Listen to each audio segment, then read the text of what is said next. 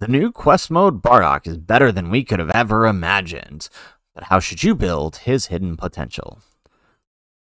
How's it, everybody? Celtic Link here. We're back for another Dokkan battle video. In today's video, we are taking a look at the LR AGL Decisive Showdown Super Saiyan Bardock, the free-to-play quest mode LR that has finally awakened, and talking about how you should build his hidden potential to make the most out of this unit.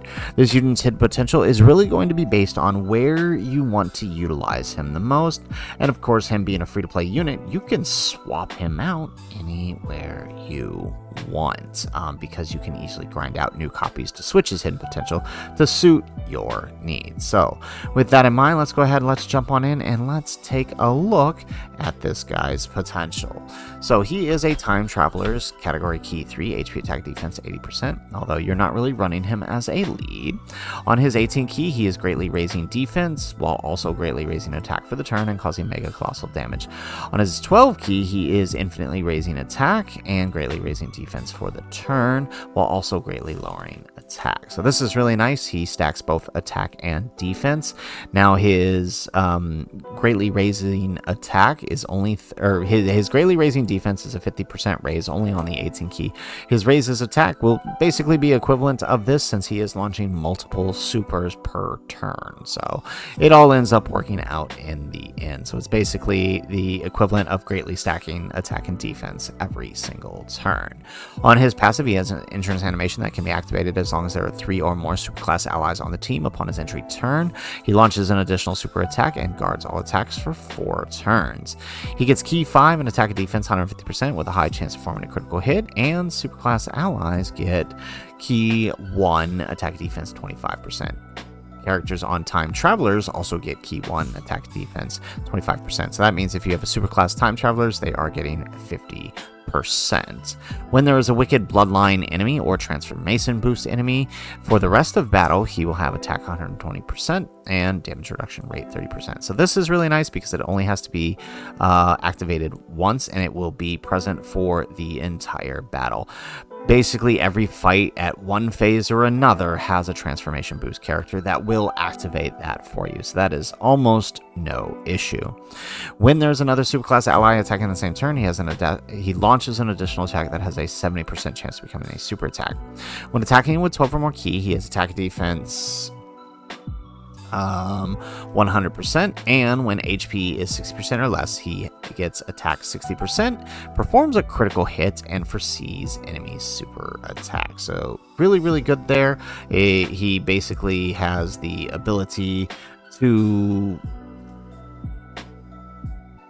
he can basically increase his own stats infinitely in any situation, any boss fight. He's gonna be good in because of the way he's working. When we look down here, he gets an active skill that can be activated when he's 60% or less, and it gives him 318% defense for the turn. So in short fights where he might find himself very quickly under this 60%, not only is he increasing his attack for that turn, he's also basically becoming invulnerable with that extra 318% for the turn. If it's within the 4 turns, in say like battle hardened formidable foes, which are more than likely to be keeping this up, he's also got guard. Nothing's killing him during that turn. So really good there. In longer fights, right, he is greatly stacking attack and defense infinitely, which means he is more than likely going to be getting up to some crazy numbers, especially in events like the Festival of Battles. In red zones, he's still going to be stacking pretty greatly, right? I think we did his showcase in Red Zone Jiren, and he actually did really well there, tanking pretty much every hit that was thrown at him. So as a free-to-play LR, it's actually pretty good. So the question is, how do you build knowing all of that information? Well, my recommendation is to primarily focus your attention on his combo attack, right? As a AGL type unit, he leans heavily into additional attacks innately, so you do want to be taking advantage of that where you can. As an AGL type, he gets 20 additionals built in, which means a 40% chance of doing an additional. Now, if you fully invest for a full 30, that means you can get up to a 60% chance of doing an additional super attack. Slightly higher than a high chance. I don't recommend doing that. In fact, I recommend going just 25 and then deciding whether you want to go dodge or critical hit. In my opinion, either work in his favor, right? If you're gearing more towards red zones and battle hardened formidable foes, dodge might be the choice you want to go, and you can invest the remaining 6 dodge into him. If you want to take advantage of him in Festival of Battles, right, or play on his attack, right, especially that below 60%, you may want to, well, if he's below 60%, he doesn't need the crit.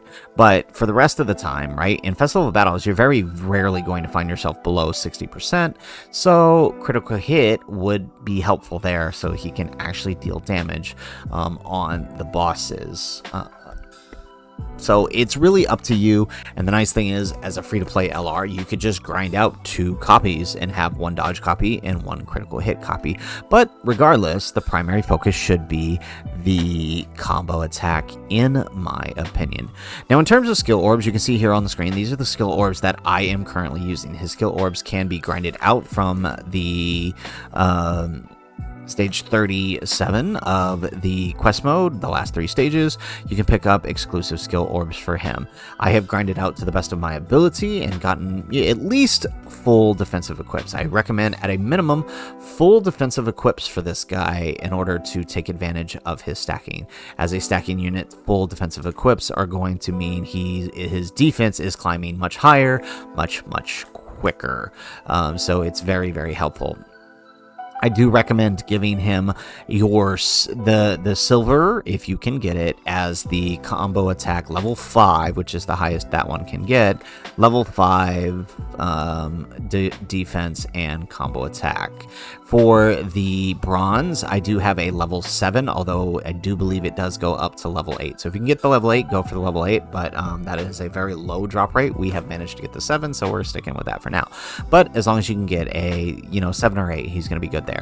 For the gold equip, there is a level 6 defense, and now I currently have the same type defense boost, which is, it does work for him. It works very well in keeping up his extra defense, but I do recommend actually going in either an extra set of critical hit, if you're going more for the Festival of Battles setup, or into dodge for the battle hardened formidable foes or red zone setup.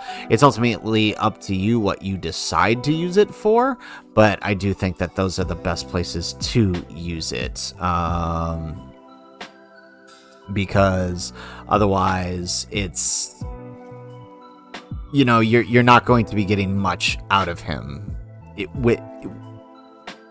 with just 6, right? So I currently have 6, so that is the base, and the rest would be filled in through the gold skill orb if you can get it. If not, he'll be at 6, depending on which one you invest in. So guys, that is it for the video. If you like the video, make sure you hit that like button and subscribe to the channel if you have not already, and in the comments down below, let us know, how did you build your LR Agl Bardock? Did you lean more into the dodge, or did you lean into the extra critical hit for those turns when you are below the 60%? This guy is good in pretty much all current content. It's all just on how you build him. The more additional critical hit build will help a lot of players for the Festival of Battles. He will be a nice 6th option for your Festival of Battles teams. So guys, that's it for the video. If nothing else, thanks for watching, and aloha.